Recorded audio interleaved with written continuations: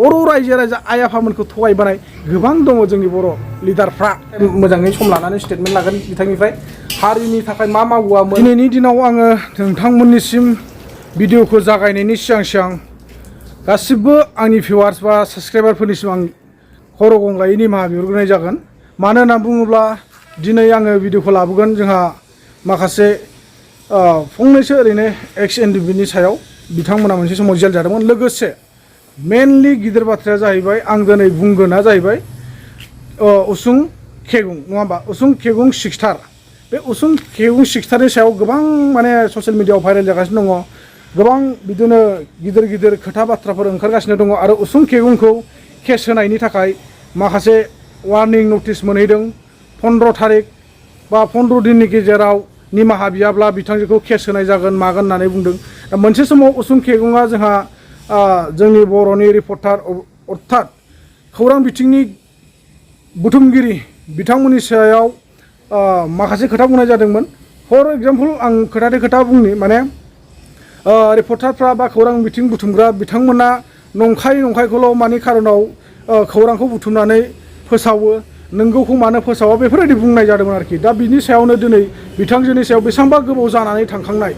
हमनानै ला थांनाय मार्च मासनि 16 डेटआवनो बिथांजोआ अर्थात इलेक्सननि सिगाङावनो बेफोरबायदि बाथ्राखौ बुंदोंमोन अब्ला बै समनिफ्राय दिनै फैनानै 4 मान्थ जालांबाय थारमाने 4 मास जालांबाय बे 4 मासनि समाव बिथांमोनहा जेबो लिगेल एक्सन लायालासिनो बहा मा खालामनानै थाखोमोन आरो मानि खारनाव बिथांजोखौ बै एफा गोबावसिम माने बिथांमोना रेहाय होनानै दोनदोंमोन दिनैनि दिनाव बिथांमोनखौ बुंनो थाङोब्ला सोरनि थुलुंगा मोननानै बिथांजोनि सायाव केस होनाय जाखो आरो मानि खारनाव निमाहा बिनो खावलायनाय जाखो दिनै ससियेल मिडियानि खोथाखौ बुंनो थाङोब्ला आं बेखौसो बुङो दै माने गोरोन्थि जायोबा निमाहा आं बारे खावलायो नोंथांमोनखौ ससियेल मिडिया होननाय लोगो लोगो बर' खौरां दैथायग्रा होननाय लोगो लोगो बा बर' रिपर्टारफोर होननाय लोगो लोगो बुंनो थाङोबा गासैखौबो अलखौनो बुंनाय जायो जोंबोथ' सासे इउटुबार जोंखौबोथ' बुंनाय जायो बा सोरबाया इउटुबार बेखौबोथ' बुंनाय जायो मात्र बर' पर्टेल बे निउस पर्टेल होग्रा डाइरेक्टलि हमनानै ला फर एग्जाम्पल आं खोथा मोनसे बुंबाय बिदिनो बड'लेण्ड रादाबनो बड'लेण्ड बुब्लिनो बेफोरबायदिखौल' बुंनाय जायो बे नङा होननानैसो आं सानो मानो होनबा दिनैनि दिनाव साफ्रोमबो इउटुबारफ्राबो किसुमाना निउस पर्टेल सालायग्रा दङ नङा होमबा निउस जायफ्रा निउसनि बिखय केटेगरि होनानै निउसखौनो लाबोगोन बै बिथांमोनखौनो साफ्रोमखौबो बुंनाय जायो दिनै अब्ला बिथांमोनखौ आं सानो जोङो बर'जों बर' मानि खारनाव एथ'ग्राब गिदिर बेफोरबायदि एक्सन लालायनो नागिरबाय थाखो मानि खारनाव जोङो बर'जों बर' मा साननानै मा बुजिलायनानै जों दिनैनि दिनाव केसखौल' जोङो थोंजोङै सिमां नुहुरो दा जोङो सानो बेफोरबायदि केस होलायलायजासे जोङो गावजों गाव मिलायलायनानै संसाराव जोङो दा जेरै दङ ओरैबायदि जोङो अनलायनानै सोलिनानै थाङोब्ला मोजां जागौमोन नामा आं बेखौसो नुहुरो दिनै जुदि एक्सन लायोमोनब्ला मोनसे समाव बिथांजोआ गावनि भिडिअखौ आपल'ड होदों 16 मार्चआवनो बे 16 मार्च समनिफ्रायनो बिथांजोनि सायाव बिथांमोना लिगेल एक्सनखौ लायोबा लानो हागौमोन बा बिथांमोना बै समावनो खावलायनांगौमोन जे बिथांजोआ निमाहा बिनांगौ बेफोरबायदि कन्टेन्टनि थाखाय बा बेफोरबायदि बाथ्रा बुंनायनि थाखाय नैबे बाथ्राखौ बिथांमोना बै समावनो फोरमायनांगौमोन दिनै बुंनो थाङोबा निउस पर्टेल अर्थात निउस पर्टेलनि बाथ्राखौ बुङोब्ला ससियेल मिडियानि बाथ्राखौ बुङोब्लाथ' गासैबो इउटुबार्सआनो जा बा निउसनि सोमोन्दै खौरां बुथुमगिरिफ्रानो जा गासिखौबो जोङो ससियेल मिडिया होननानै बुंनो गोनां जायो बा रिपर्टारफोर होननानै जोङो बुंनो हायो आरोखि नङा होमबा इउटुबारफ्राबोथ' मोनसे रिपर्टार बायदिनो खामानि मावगासिनो दङ ना दिनैनि दिनाव गुबुन इउटुबारफ्रानो गासिबो माने आंबो सानदोंमोन प्रथम जिथिया खोनाजेनदों बे बिथांजोनि बा बे सिक्सटारनि रावखौ लानानै मानो बिदि बुंखो आंनावबो नांफैदोंमोन नाथाय आं सानदों जेबो नङा दे बिथांजोआ आंखौ नामथ' थांखिनानै बुङाखैना दिनै अल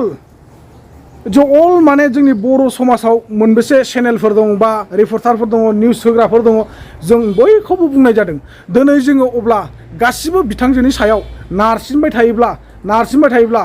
मा जागोन बिनि गेजेरजों जोङो नारसिनबाय थानायनि गेजेरजों बिथांजोआ जुदि माबा मोनसे जायोब्ला हथात खरि गावनि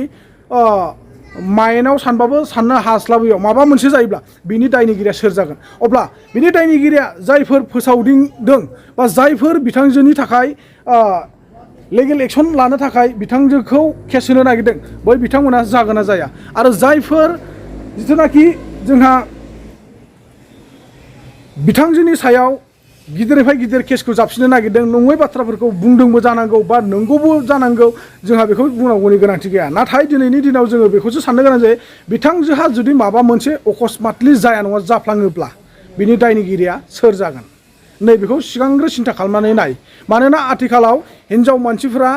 माने साननाया गोबां खमसै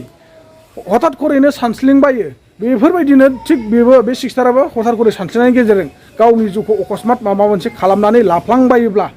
बेनि दायनिगिरिया नों आं जों केस होग्राफ्रा जागोन होननानैसो आं नुहुरदों बेखायनो अब्ला जोंबो बिथांनि लाइफखौबो जोङो धंस खालामनो नागारै खुद गावनि लाइफखौबो जों धंस खालामनानै लानानै जेबो फायदा गैया मानोना जोङो बिथांजोखौ केसआनो होबाय दिसुन केस होनायनि उनाव बिथांजोआ केसखौ गेलेनो बानानै बा मानानै बिथांजोआ बेफोरबायदि माबा मोनसे जामारोब्ला अब्ला आं केस होग्राया फासिगोन ना फासिया अब्ला आंनि लाइफआबो धंस बिथांनि लाइफआबो धंस बेफोरबायदि जों बोरै जानो जोंनि बर' समाजफोर नोंथांमोना एसे बुजिनानै नायदो नोंथांमोनानो गियानि गुनि सुबुं नोंथांमोन बायदियानो दिनै ससियेल मिडियाखौ सालायगासिनो दङब्ला निउस पर्टेलखौ सालायगासिनो दंब्ला नोंथांमोन बायदि आरो बुजिनां रावबो गैया होननानैसो आं सानो बेखायनो नोंथांमोनखौ आङो गले गले रिकुवेस्ट खालामो बैफोर बाथ्राखौ जि जानानै थांबाय बेखिनियावनो स्टप खालामदो आरो बिनिफ्राय गिदिरसिन खालामनो माब्लाबाबो नाजानांलिया नोंथांमोना आं रिकुवेस्ट खालामो आंनि गोरबोनिफ्राय बा थौले मेलेमजों आं साननानै मोनदों आरो आं गोबां सम नायगासिनो दङ बुङाखैमोन नाथाय दिनै आं बुंनो थाखाय बाध्य जानानै फैदों दा नोंथांमोना मा सानो आं बेखौ मिथिया आरोखि दा बिनि गेजेरजों आं फंसे बाथ्राखौ आरो गोसोआव फैखांदों रायजोफोर दिनै बिथां सोरांसा बड' बिथांनि होनानै लानाय बायदिब्ला फेसबुक गावनियाव धिकियाजुलि सनितपुरनि जाहैदों आरोखि ना दा बिथाङा सोर आं बेखौ सिनाया अर्थात जोङो दा बुंनो गोनां जानानै फैयो बिथाङा बेयाव मेसेज हरनाय बायदिब्ला नोंथाङा मानसिफोर बुंनाय बायदिब्ला सासे मिहि गुन्दिसो बेखायनो नोंथांखौ थारमाने मा बुंदों बिथांजोखौ बे उसुं खेगुंखौ एक्सन ग्रुपआव फरवार्ड खालामनाय जासिनो बुंदों एक्सन ग्रुपआ मा एक्सन ग्रुप होननानै बुङोब्लाथ' जोबोर गिदिर मोनसे गाज्रि गिथावना ग्रुपसो जानांगौ जोंनि साननायाव नङा होमबा दिनै एक्सन ग्रुप थालायलायोब्ला मा हिसाबाव एक्सन ग्रुप थाखो अब्ला दिनै मानसि बुनांगौब्ला सोरखौबा एटेक खालामनांगौबा सोरखौबा माबा मोनसे खालामनांगौबा अभारटेक खालामनांगौबा सोरखौबा थिखोनांगौब्ला एक्सन ग्रुपआनो मावो नामा दिनै सान्ति सुक्ति बिटिआर एकर्ड जानानै फैखांनायनि उनाव बबेयाव एक्सन ग्रुप थाबावखो मोनसे समाव जों खोनानो मोन्दोंमोन NDFB हासो बा उग्रपन्थिफोरासो एक्सन ग्रुप दंलायोमोन मानो होनना बुङोब्ला सोरखौबा बुथारनांगौब्ला गावथारनांगौब्ला सुथारनांगौब्ला सोरखौबा बोखोनांगौब्ला थिखोनांगौब्ला बिथांमोना मावोमोन एक्सन ग्रुपनि मानसिफ्रा नङा होमबा बा आर्मि पुलिसजों मोगा मोगि जानानै गावलायनो गोनां जायोब्ला बिथांमोनासो बेफोरबायदि एक्सन खामानिखौ मावोमोन नाथाय दिनै बिटिआर सुक्तिखौ सान्ति सुक्ति मोनसे गोरोबथा खालामनानै लाबोनाय उनावबो जोंनि बर'फोरनि गेजेराव एक्सन ग्रुप दंबावो आं बे बाथ्राखौ आसुरित जादों आरोखि दा बिथाङा मा साननानै बुंदों बेखौ आं मिथिया नाथाय दिनै आंनि बुंनांगौआ बेसो जे बिथांजोहा जुदि बैफोरबायदि बाथ्रानि थाखाय निमाहा बिनांगौब्ला आंनि नुहुरनायाव नैबे जोंहा सोरांसा बड' बिथाङाबो नैबे पइन्टनि थाखाय निमाहा बिनो गोनां जानानै फैयो नोंथांमोना सब फाले रिजायनानै नायदे जोङो माने सोरबा सासेनि जानानै बुंनानै जेबो फायदा गैया जोङो गेजेराव जानानै बुंनो गोनां जायो दिनै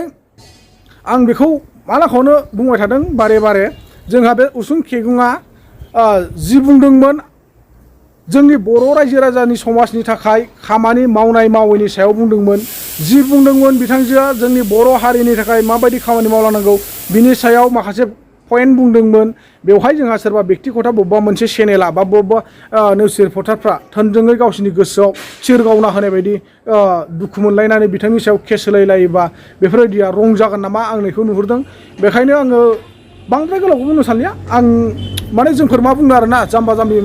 मानसिफोरा माने जोंनि बुंनायाथ' रज'खाया आं बारंबार बुंखाबाय नोंथांमोनखौ गोरोन्थिफोर जादोंब्ला निमाहा हो गोरोन्थिया निस्सय जायो बयबो जोङो गोरोन्थिखौ सुद्रायलायनायानो जोंनि देरसिन खामानि एबा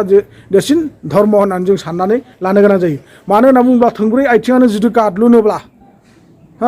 मानसिया जानानै जोङो आथिं थोंनैया मानो गादलुना जाना आरो बिनि सायाव जोंनि खुगायाव सालायाव जिथुनाखि हाराया होननायानो गैया नङा होमबा दिनै हारा थानायब्ला जोङो बेफोरबायदि खुगाखौ फिदिंलाबायनो हानाय नङामोन बुंलाबायनो हानाय नङामोन माने बेफोरबायदि जोङो गोरोन्थिबो बुंफ्लांनाय नङामोन होननानै आं सानो दा फर एग्जाम्पल आं मोनसे खोथा बुंबाय उसुं खेगुङा गोरोन्थियानो जाबाय दिसुन गोरोन्थि जादोंब्लाबोथ' बिथांजोखौ निमाहा होनो हानाय राहा दंना ना गैया रायजोफोर गोरोन्थिखौ सोर मावो सोर मावा दिनै बिथांजोनि सायावल' जुदि बे दायनि थाखायनो बे फंसे पइन्टनि थाखायनो बिथांजोखौ नारसिनजोबोब्ला बयबो संसार नाङैनो बेथ' जानाय नङाना दिनै बिथांजोनिफ्राय देरसिन गिदिरसिन क्राइम मावबोनाय हारि समाजखौ थगायबोनाय बर' रायजो राजा आइ आफामोनखौ थगायबोनाय गोबां दङ जोंनि बर' लिडारफ्रा गोबां दङ दिनै बुंबा दुखु मोनो थोंजोङै नाम खारिहरबा दुखु मोनो नाथाय जोंनि बर' समाजाव बेफोरबायदि हारिखौनो बर' समाजखौनो थगायबोनाय मानसि दङ अब्ला बैफोरबायदिनि सायाव जोङो जेबो एक्सन लानो हायाखैब्ला जेबो लेगेल एक्सन लाफिननो हायाखैब्ला बिथांमोननि थाखाय जोङो जेबो केसखौनो होनो हायाखैब्ला अब्ला माबोरैहाय जानो दिनै बिथांमोनखौ जेरैबायदि जों निमाहा होनानै दोनदों बर' समाजानो बर' सुबुंफ्रानो आइ आफा रायजो राजा जाम्बा जाम्बि सुबुङानो माने बिथांमोनखौ जिथु निमाहा होनानै दोननो हादोंब्ला एफा गिदिर मोनसे दायनिगिरि बा दाय मावनायखौनो अब्ला जोङो बिथांजोखौ बे फंसे पइन्टनि थाखाय मानो निमाहा होनो हाया नैखौ आं बुंदों माने जादों बिथांजोनाबो उसुं खेगुं बिथांजोनाबो रं जादों जानांगौ बा गोरोन्थि जादों जानांगौ दा थेवब्लाबो माने माथो होनबावनो आरो जोङो निमाहा होनाया देरसिन आं बारे बारे बुङो निमाहा होनांगौ मानसिसो जोङो जुनार नङा जाय मानसिया बुजिनानैबो अबजुन खामानिखौ मावगोन बे जाहैबाय जुनार आखुनि मानसिनो आरो बेजों लोगोसे मोनसे शास्त्रआव लिरनाय दङ परहा बिद्या हारामजादा अपरा बिद्या महागुन होननानै बुंदों नैबे पइन्टखौ जों बयबो मिथिना लानाया मोजां मारै होनना बुंदों फरायनाय गियानानो गाज्रि गियानसो होनना बुंदों मोनसे खोथायाव बुंनो थाङोब्ला नाथाय गाज्रि जोब बे नङा बुहुत ओंथि हाबनानै दं बेयाव रिजायनानै नायनांगोन दिनै आं बेखौ बुंनाय लोगो लोगोनो फरायनाय मानसिफोरखौ फरायग्रा मानसिफोरखौ फरायनाय सुबुंफोरखौ स्टुडेन्टफोरखौ गाज्रि बुंदों होननानै दा सान थारमाने नोंथाङा जिथु गाज्रि लाइनजोंनो सोलोंथाइखौ लालाङोबा गाज्रि जायो अपरा बिद्या महागुन होनना बुंदों फरायै सुबुंनि अर्थात जाम्बा जाम्बिनि साननायानो सैथो राव बा सैथो आरो जोबोर मा होनना बुङो गियानि गुनि होननानै बुङो आरोखि मानोना जाम्बा जाम्बि जि सानदों सिदा बाथ्राखौ सानो नोंथांमोनबायदि बेले बेजे बा खेंख्रा खेंख्रिखौ साननो रोङा दिनै जोङो मा होनना बुङो परहा बिद्या हारामजादा होननाय माने मा बिनि ओंथिया दिनै जोङो डक्टर इन्जिनियार फरायलांबाय किसुमाना फ्रायानो नङा दिनै नोंथांनिसिम आङो आंनि इडुकेटेडखौ लानानै आंनि सोलोंथाइनि सार्टिफिकेट लानानै नोंथांनिसिम आं माबा मोनसे जब भेकेन्सि थादोंब्लाबो नोंथांनि खाथियाव थाङोब्ला नोंथाङा सरकारनि आयेन मथे आंनि साख्रिखौ होनांगौ मोनसे खोथायाव इन्टारभिउ सेन्टारभिउ पस्ट जाबाय जाखांजोबनायनि उनाव मा खालामो जोंना बै जिथुनाखि आइएएस अफिसार जादों बा डक्टर इन्जिनियार जादों बिथांमोनहा मा खालामगोन फैसाजों खामानिखौ गेलेसिगोन नोंथाङा जिथु इन्टारभिउ पास जादोंबालाय मा जानो नोंथाङा सासे सोलोंथाइ इडुकेटेड मानसि मालाय मा जानो ओरैखौ होनांगोन नङा होमबा गुरलाब होयोब्लासो गासिबो खामानिया जागोन होननानै बुङो दा बेखायनो आं बारा गोबावखौ बुंनाया लोगोफोर नोंथांमोना निस्सय बुजिखागौ आं बारंबार बुंबाय दासिमबो बुंबाय आं खावलायबाय बेफोरबायदि माबाखौ दावराव दावसि जों बेखिनियाव स्टप खालामदो आरो जों माने माखासे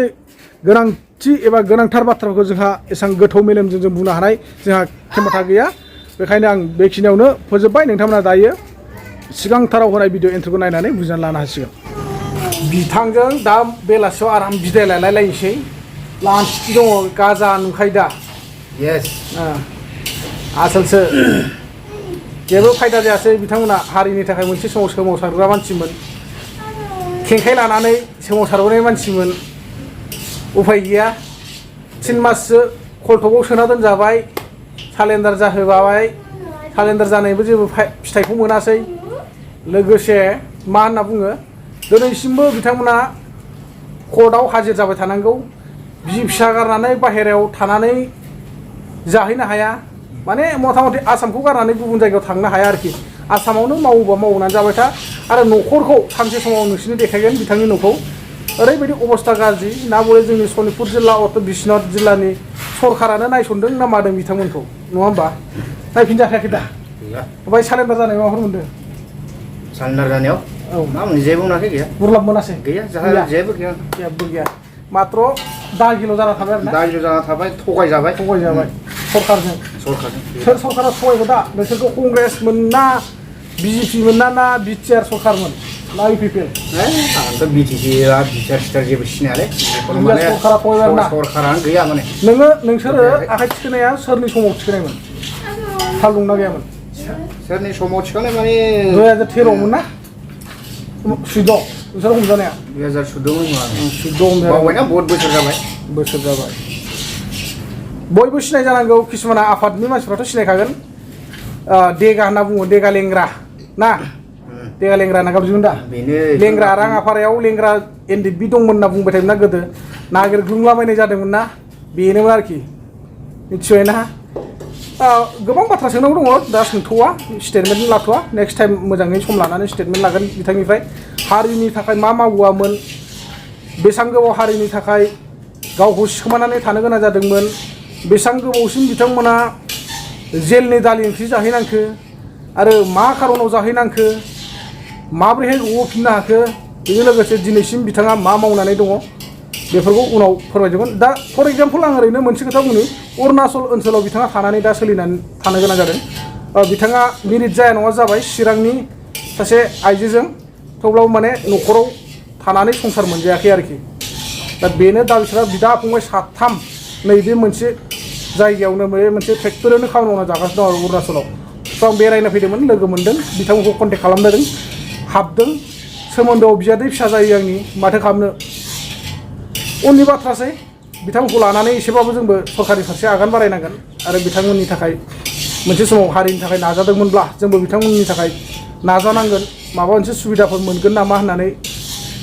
बेखौनो नोंथांमोननो फोरमायबाय स' लोगोफोर उनाव लोगो मोनलायसिगोन आरोना